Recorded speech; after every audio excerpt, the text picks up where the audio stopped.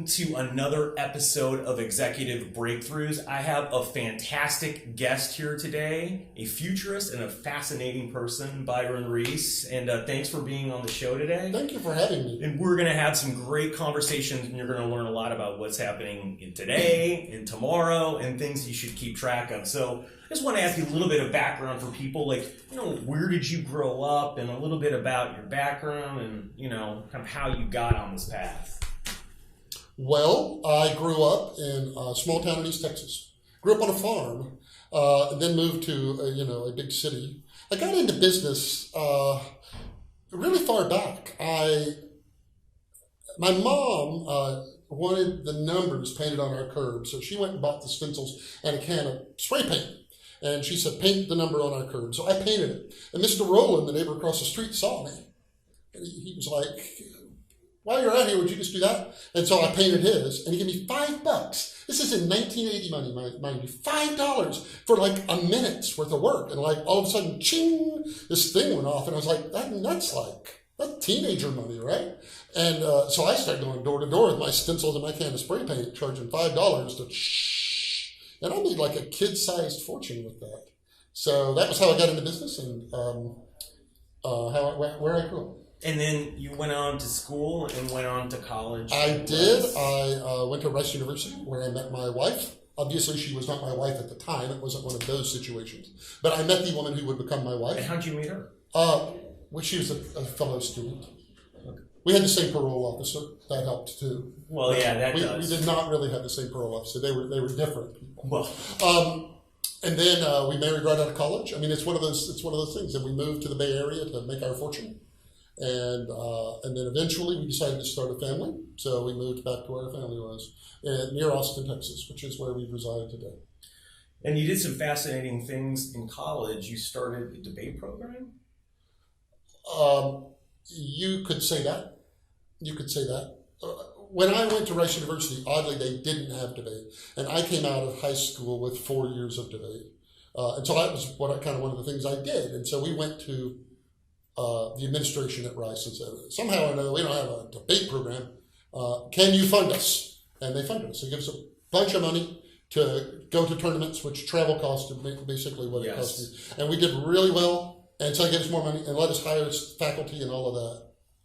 So that's pretty entrepreneurial as well. I mean, I didn't think so at the time, but I guess so. I mean, I didn't think so at the time. It was just like, I don't know, where is it? Right. And so, yes. And then I think what you said earlier is I also ran for Houston School Board when I was... Well, why did you... I mean, I was curious. Like, that's a pretty interesting thing to run for a school board when you're in college. I mean, and what possessed you to, like, do that? Did you want to create some change or something that you saw, or what? So it was in Houston. So it was big. And it was district. So I had a district that I was running in. And it was it was an open seat. And I saw that and thought to myself, it's strange that you have all these school boards and they never, ever had a single student on them. And so I said, I should just run and be like the student voice of it. And there were 6 candidates. I came in, I believe, 3rd out of 6. And got lots of endorsements and all of that. I didn't have any money, though. I mean, I didn't have, obviously, any money. And it was word of mouth. We didn't have word of mouth back then. It was all just word of mouth, and that's what I did. But that was a long time ago. I hardly even It just seems like another world. So in your career, when is the first? I mean, I know you've worked for many different companies. It sounds like I can't hold a job. Well, I think it's more of an entrepreneurial path where you're working in a different stuff. Maybe I can't. I don't know. Well, it's all right too. I think that's part of life. Sometimes we just have to do what we're good at. So, is the first company you founded Hot Data? Was that? That is true. And how did you end up finding that? And that's back in '97. So back in the beginning of the gold rush, really. It's funny because at the time I thought we were late. So here was my thesis back then. I said, wow, the internet's out. And the only way people use the internet is they use it through a browser. And that's so cumbersome. Like, what's this browser thing all about? What I really want is I want all the apps I use to connect to the internet. I want my spreadsheet to update my stock prices in it if that's what I have. I want my contact manager. If somebody moves, I want it to update them. And so I said, I'm going to build the stuff that allows applications to talk to data over the internet. And I just was like, oh my gosh, we have to do this quickly, or somebody else is going to do it, which, by the way, is almost always not true. I mean, in my experience, when you're in it, you feel like everything's urgent. But in reality, 20 years have passed, and there's still not somebody who's kind of owns that space. And so I raised a lot of money. You could, a 20-something kid from nowhere could raise $20 million from venture and make a go of it. This was the 90s. And that company ultimately was sold, and I started another one called PageWise. I started that in February of 2000. The crash happened in April of 2000. Yep. So I kind of ducked in and raised a little money right before that happened. And the thing is that I think overall I fail, well, I don't think I know, I fail at almost everything I do. And I wish there was like a humorous but there's not one. I typically fail at most things I do, but I make up for it by I do a lot of things. And so PageWise was a company that I started with a thesis, and then a different thesis, and then a different one, and a different one, and a different one, and a different one, until we finally found something that worked really well. I got into video before YouTube even existed, and I had a profitable business, and I just pushed all the money into video because I was like, I know for a fact people would rather watch something than read it. I just know that. And so video is going to be huge.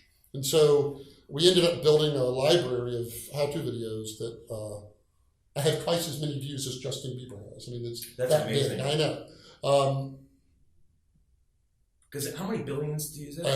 3 or so. 3? Yeah, it's a big number. But I think one of the lessons then is it's important for an entrepreneur to kill ideas quickly, right? I mean, we hear everyone persevere, be determined, and yes, that's true. But also, I mean, in your instance, if you try all these different things, all you really need is one home run.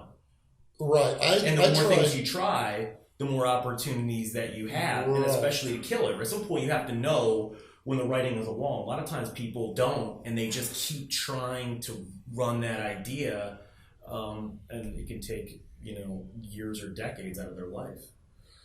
Yeah, I hesitate to say any kind of people want to distill business down usually to a set of rules, and it's like if you obey these rules, you're going to be successful, and they tell people that, and I think it's wrong. I think that it gives people the impression that running a business is kind of memorizing a series of do's and don'ts, and if you kind of keep all those in your head, you're going to be successful. But what I learned early on was that if you listen to conventional wisdom, like look before you leap. You've heard that before, right? Yes. Is that fair advice?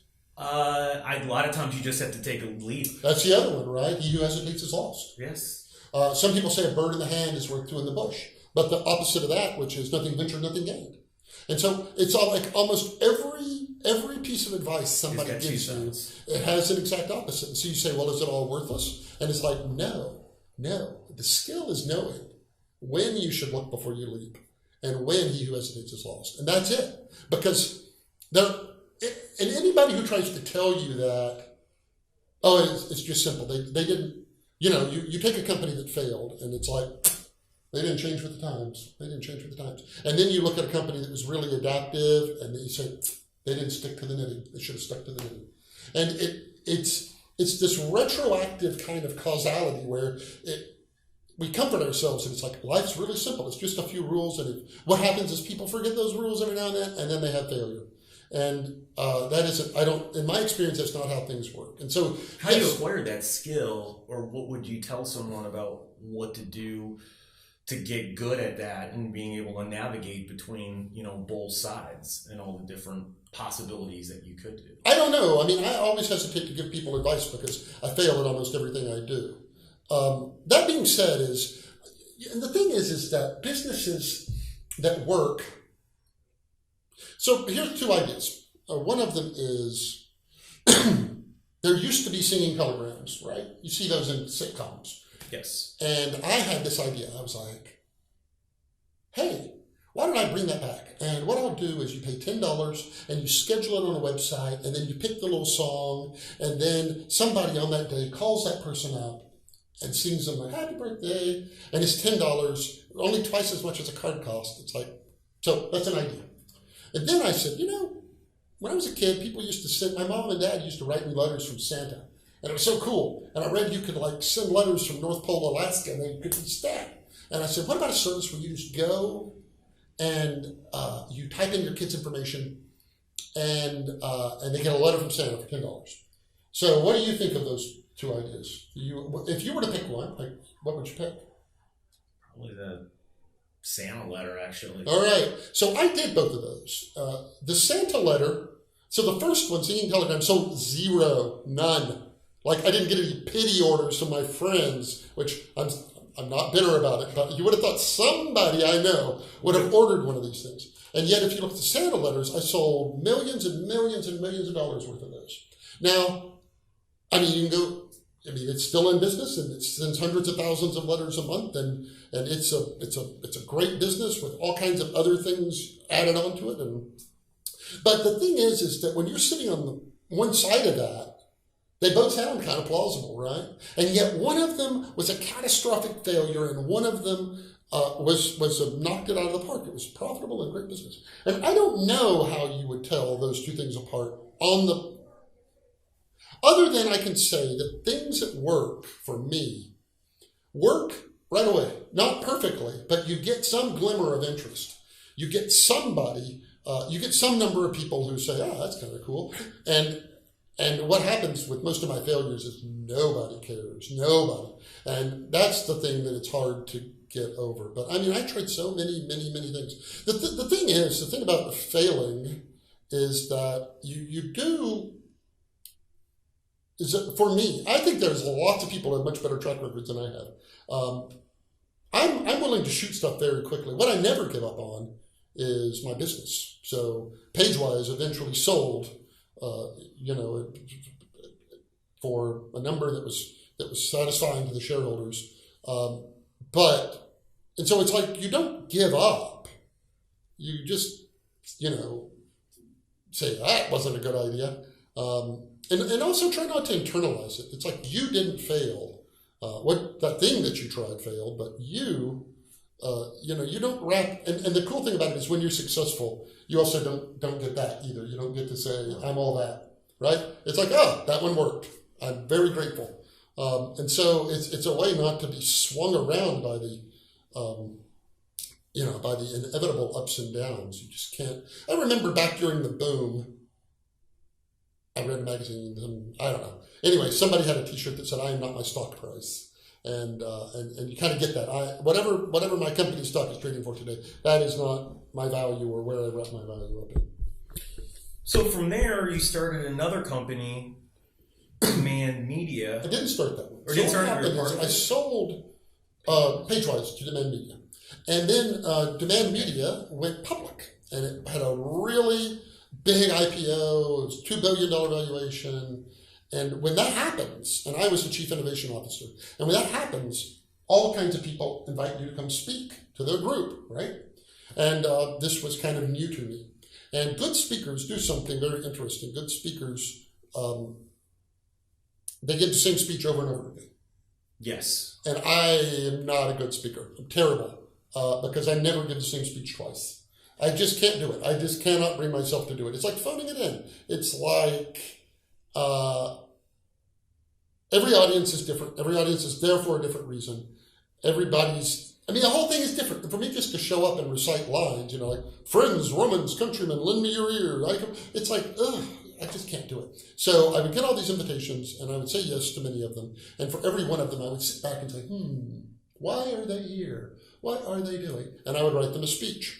And after a while, what happened is I noticed that a lot of these speeches had the same themes developing throughout them. Same technology, same effects of technology. And I said, wow, this sounds a lot like a book. And so I wrote a book, many of the chapters of which are actually Infinite Progress. Exactly, Infinite Progress. wrote that book, many of the chapters of which are going to be speeches I wrote. I mean, it doesn't read like that. I edited it all, but that's really the genesis of it. I would speak to a group about food, and I would talk about the future of hunger. And then I would speak to a group about energy, and I would talk about the future of energy. And over time, that became the bulk of this book, Infinite Progress. And so then, this morphed into you going into the publishing business. And how did that come about? Because obviously then you left Demand Media and then, went to GigaOM and... So I've been in the publishing business forever. So PageWise started in 2000, was a publishing company. We hired writers, they wrote material, we put it online. We loved nonfiction, we loved action-oriented things, we loved how-to and all of that. And I'm a writer, right? And I write and I publish. And so publishing is kind of in my blood. And I started a company called Knowingly 2 or 3 years ago. And Knowingly was a publishing company, is a publishing company. And it was going to publish a bunch of different stuff. And then I read about GigaOM and how they let everybody go and they shut down business and the assets were going to be sold. And I had always been such a huge fan of GigaOM. I went to GigaOM events, read GigaOM, and it just seemed a tragedy to me that this property would just kind of vanish. So I put in a bid on it, Knowingly put in a bid on it, and we purchased it. And now GigaOM is up and running, and some of the people who wanted to rejoin have joined, and it's doing its thing. Along the way, I got very interested in artificial intelligence. I wrote another book that's coming out at the end of the year, and by Atria, an imprint of Simon & Schuster, and it's called The Fourth Age. And it's about robots and artificial intelligence and whether computers can become conscious and so forth. And what really intrigued me about those questions, the first two especially, are the robots going to take all the jobs, and is AI going to kind of take over? Is it something to fear? What really intrigued me about them is how informed, smart people had radically different opinions about them. Like people you would assume. Yes. And yet they have these incredibly divergent opinions. And that's what got me into it, because I was like, I wonder what that is. So I got very interested in artificial intelligence. I started writing this other book, which was really hard work. It was hard. And why was it hard? Because you had to reconcile all these different ideas and complexities of... It's one thing to sit back and talk about what you think about the future. I think technology is going to do this and all of that. You kind of can't be wrong in the sense that that's your opinion and what you think and what you are working on. And if instead your goal is to say, I'm going to take this complex issue, which exists on top of all of these kind of big philosophical questions, and I'm going to treat it journalistically so that somebody could read this book and not really ever infer what I think. Because the thesis of the book is, here's maybe a way to think about those things, to apply your own value system to them and figure out what you think. And that's just much harder because you're not just kind of spouting off your opinion. You're trying to be very respectful to every position and understand it. So when you ask the question, can computers become conscious? You have to say, well, what is consciousness? Why are we conscious? And that's not, I just knock that off before I go to work this morning, right? So I wrote that book, and this was at the same time that I acquired GigaOM.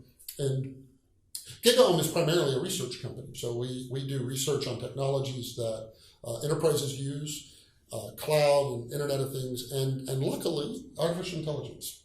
And so GigaOM's doing more and more in the AI space because I don't think there is there's no bigger...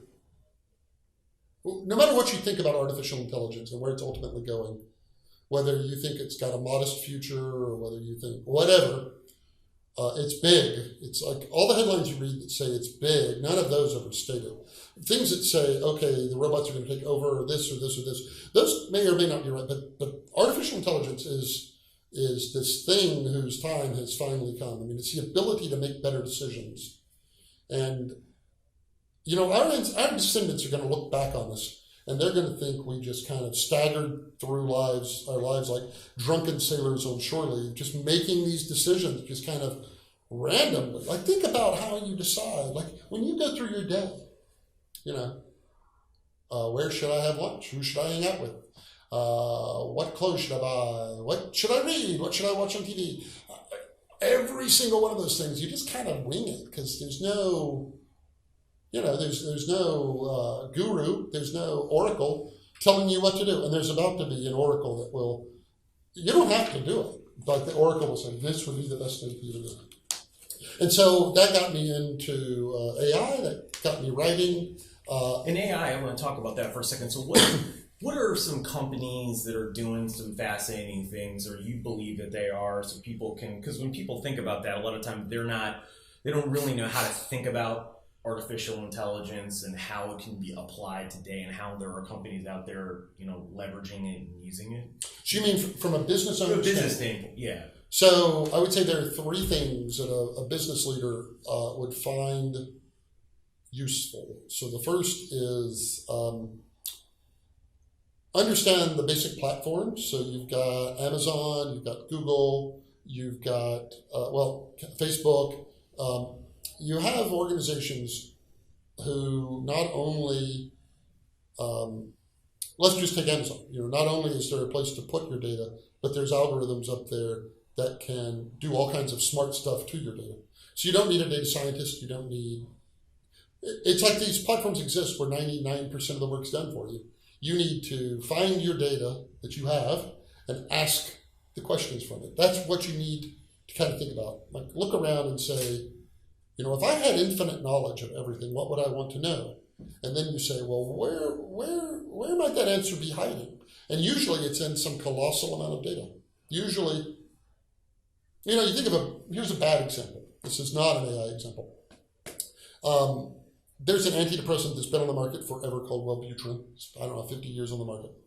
And some of the people taking Wellbutrin reported, when they check in, that my cravings for cigarettes are down a bit.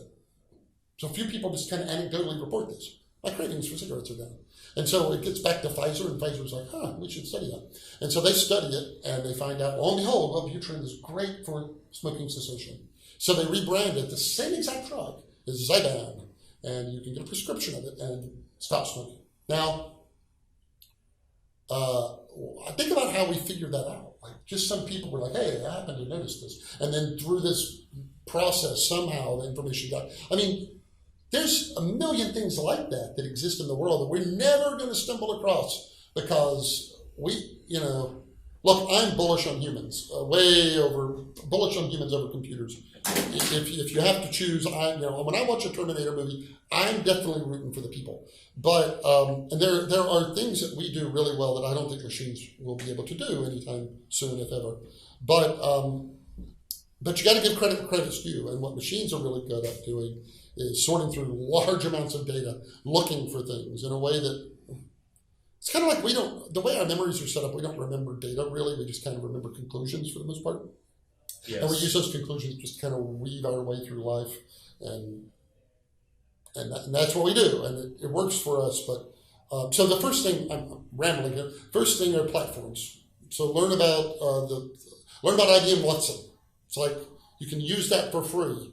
You can take your data and you can use Watson on it, and it's like that's a great place to start. The second thing I would do is buy a smart speaker, whether it's a Google Home or Amazon Alexa, and put it on your desk. Because what those are, they're like Siri, or Microsoft's is called Cortana. But we'll just pick Amazon again. You put this on your desk, Alexa, and you just start talking to it, asking it questions, and it's really easy to build things for that and for Google Home. And so you have to kind of rewind to the beginning of the app era, which I think the App Store has like 2 million apps in it. And you have to go back in time to when there's just a few thousand. And that's kind of where we are on those platforms. And they give you, as an end user, a really clear sense how voice recognition is working, they just are a way to be very close to it for $149. And then the third thing I would do, and if I had to prioritize, I'm not going to do that because it matters by situation, but the third thing I would do are chatbots. So Alexa's great as an example. It has 4 or 5, 6 million users. I don't know. But you take something like Facebook Messenger. What you see around the world is that people use chatbots to interact with the web. Because if you think about it, if you have a desktop machine, you're sitting in front of a big monitor. The web's great. You go to your thing, but when you're trying to do it on this, it's like, Yes. But a chatbot, on the other hand, it's just Q&A. It's just text. And what happens is around the world, especially areas where mobile dominates, we see chatbots being the way that people want to interact with it, because you can just talk to it. And so I would study up on chatbots and platforms for building them. And if you understood those three things, you will know what to do next. That's fascinating. What do you think about robotics? I mean, this whole, self-driving cars. I mean, where do you think we're in the next 10, 15 years, what should people expect to start happening in their lives? Because a lot of times you read things and, it's talking about the fact people won't be driving cars near as much. It'll be, self-driving cars will be significantly on the road. I mean, where is all this heading for people in the near term? And how quickly will we actually see this unfold? Self-driving cars in particular, or robotics in general? I could say robotics in general. Robots are hard because I forgot who it is. Somebody in the robotics industry says if there's ever a robot uprising, just wait 15 minutes and all their batteries will run dead. Because it's like and whenever you watch robot videos on like YouTube or whatever, they always have to speed them up because the speed at which the robots move is often slow. We have for computers something called Moore's Law, which basically says computers are doubling in power every couple of years. And the cool thing about it is almost all technology seems to behave in that exact same way, because they don't double every 2 years, but they double every N years. So maybe every 20 years something doubles, or every 6 months something doubles. And the power of that doubling is something that humans radically underestimate, because very few things in our lives, nothing in the physical world doubles and doubles and doubles and doubles and doubles. That's right. Right. You don't wake up with 2 kids and 4, then 8, then 16, then 32, and 64. So we really underestimate what doubling can do over time.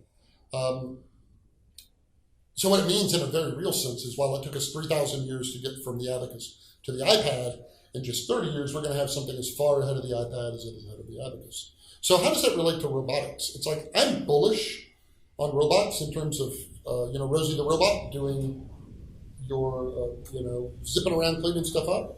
Interestingly, we live closer to the time the Jetsons was set in than we do to the time the Jetsons was made.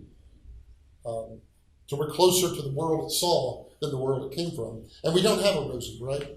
And the thing is what all the Moore's Law kinds of things that are happening in the robotics world, they're not doubling every 2 years. They're doubling slower than that. So robots are hard because you've got the kinetic world you're interacting with, you've got power issues, you've got materials, and they're very hard. So it's natural that computers and AI are kind of evolving at a pace that's dizzying, while robots seem to be taking longer and longer and longer.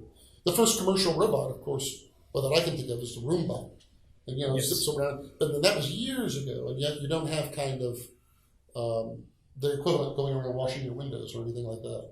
So I'm bullish on robots, but I wouldn't expect anything to happen. I certainly wouldn't worry about. I don't worry about unemployment from automation the way other people do. Because what I have noticed is that with these technologies, we always employ them. We always use them. Humans use technology to increase their productivity and therefore their wages. And that's how come we can have constant innovation in this country while we have rising income over the long period of time. Unemployment in the United States is 4 to 9%, always. Take the Depression out, which was, it's an anomalous event, but 4 to 9%, 4 to 10%. Unemployment always is in there, even though along the way we electrify industry and invent machinery and harness steam power, and 4 to 9%, 4 to 9%, 4 to 9% over and over. Self-driving cars, that being said, self-driving cars, that's one of those things where the technology is largely there, like you could have them, but like socially and from a regulatory basis. And, if a person crashes a car once every 100,000 times they drive. I don't know the number, don't hold me to that. And a self-driving car does it once every million times. People are still going to perceive the self-driving car as worse. Yes. And so they have all of that to overcome. So I don't feel like I can predict adoption of those because it isn't a technical question. It's a sociological one. You have to think about everybody who's impacted. You have to think about this hybrid mix of self-driving, non-self-driving. You have to think about different places. You might have municipalities outlaw cars or drivers entirely within their city limits. I don't know. So one of the things I saw you bring up is human immortality, and I'd love to have a really brief, insight into kind of how you see that unfolding, and people living longer, because that's just a fascinating topic. Because people, don't want to know, are we going to start living to 90 to 100 or more as common in our own lifetime? Is it something that's going to be happening or unfolding? Yes. First of all, you won't be immortal. You'll probably, even if your body presumably could in theory be perpetuated indefinitely, you'll only live to about 6,700, because that's how long it will take for some freakish, like Wile E. Coyote piano falling off the top of a building onto you thing to happen. Like, you will still be mortal in the sense that eventually something catastrophic will happen, maybe comically catastrophic. 6,700, that's a lot compared to where we think now. Yes. No, I'm not. So let me back up and answer that, not in isolation. So we build technology, and technology is stuff that we use to multiply what we're able to do. And technology, like I said a minute ago, it grows at this rate, this exponential rate. And what the implication of that is, if you think about it, is that all technical problems we're going to solve. Now, don't get me wrong, there's a lot of things in life that aren't technical problems. Hatred and envy and all of that aren't technical problems. And in the end, the great challenge is for us to be better people. And technology helps with that a little, lets the steam off, but it doesn't really. But the good news is that anything that is purely a technical problem, purely technical, almost by definition has a technical solution. And given that technology doubles and doubles and doubles and doubles and doubles, we will see that the technological solutions to these questions. And so some things are obvious, like disease. That's a technical problem. Like, you don't have to have disease. It's a technological problem. And so you will most likely live to see the end of disease because our technology grows faster than the intelligence of the pathogen. So the question then becomes, is human mortality a technical problem? Do you have to die? And I don't think so. I think you only age for 4 reasons, and they appear to be technical problems. There's no reason that they can't be solved. And as Aubrey de Grey, the researcher in this, points out, all you have to do is get to a point, what he calls escape velocity, where you are extending life expectancy more than a year every year. Once you get into that, if you extend life expectancy 13 months every year, then as you're getting older, the technology is staying ahead of you. And so that's what I think will happen. Unfortunately, the downside of it is all these technologies, when they come out, are available generally for the wealthy. And it's always been the consolation of the poor that, no matter how wealthy somebody is, you can eventually dance on their gravestone if you so desire to. And if we ever become a society where there's a group of rich people who live forever and everybody else, the rest of us have to die, that will be uncomfortable. But the good news is all of these technologies fall in price. They have every N years as well. And so eventually that happens. Aspirin eventually becomes essentially free. Even though in 1899, I'm sure it was, more expensive. Exactly. So last question I have for you is, I love your TEDx speech. I think it's fantastic, and I'll have it in the show notes for people. I just want you to talk about achieving greatness and what sabotages people from the research that you've done on that. Because I think it's eye-opening for people to have this realization, and it's something that I think people would find pretty interesting. That talk came out of an exercise I had, which was I wondered if there were best practices for having. There are these people who have enormous impacts on the world. I mean, you name your favorite. I mean, all throughout history, there are people who do something and it has an effect that we're still feeling today, or they do something in their life and it affects 1 million people. There are those, and I wanted to know, like, was there something they knew that we didn't know? Was there some practice they were doing that I didn't know? And so I just started finding these people and calling them or emailing them and asking if I could interview them. What I found is that they were, without a doubt, all people who were very relatable, very much had problems, and they didn't, any of them seem superhuman. And that was a very empowering thing to me. And if you listen to the talk, there are a lot of examples in there that goes into a lot more detail. But that's the basic idea, is that the people that had these outcomes, the only one thing they all had in common is that they tried something and they stuck with it. And that was it. If you think about it, that's what they did. They did something small and they did something a little more, until one day we're like, wow, that is a great person. But from their perspective, it was just a lot of hard work. But taking action is the key in Absolutely. implementation. That was the conclusion of the talk, is that in the end, if you want to be in that company, if you want to have that kind of impact on the world, you can do one of two things. You can be paralyzed by the enormity of that idea, or you can just take the first step. And that's what the talk is about. That's fantastic. So how can people reach you, find out more about the things that you're working on? I'm the easiest person in the world to find. My email address is byronreese@gmail. I'm super easy to find. But go to byronreese.com. It's being revamped, and that's where you'll be able to find links to stuff I write and so forth. Well, thanks for coming on the show today, and I'd like to thank everyone for joining us for another episode of Executive Breakthroughs, and we'll have all Byron's information in the show notes and a lot of the things that we spoke about. So we will talk to you all later. Thank you so much for having me. Yeah, I appreciate it.